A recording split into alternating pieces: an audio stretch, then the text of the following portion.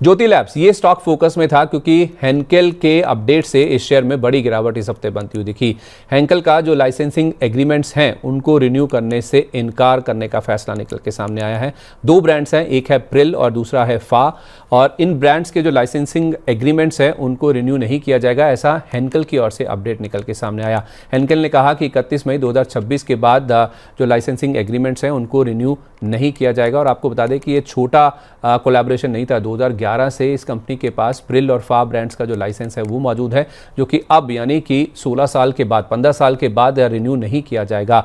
In fact share में गिरावट इसलिए आई क्योंकि फा ब्रांड की जहां तक बात है तो इसका इस कंपनी की बिक्री में काफ़ी कम योगदान है, ऐसा कंपनी की ओर से क्लैरिफिकेशन आता हुआ दिखा। लेकिन जहां तक प्रिल की बात है तो डिश वॉशिंग सेगमेंट में इस प्रोडक्ट का बिक्री में देखें तो कुल मिला के करीब 30% के आसपास का हिस्सा है।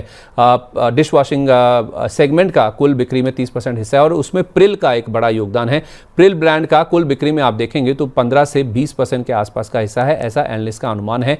और यही कारण है कि प्रिल और फा को लेकर लाइसेंसिंग एग्रीमेंट्स नहीं रिन्यू हुए हैं तो शेयर में घबराहट आना लाजमी था। 11 मई को ज्योति लैब्स के शेयर में 9% से ज़्यादा की गिरावट के साथ 237 रुपये 20 पैसे के स्तर पर कारोबार की क्लोजिंग हुई। हालांकि दिन के दौरान ये शेयर 231 रुपये 70 पैसे तक भी फिसल गया था।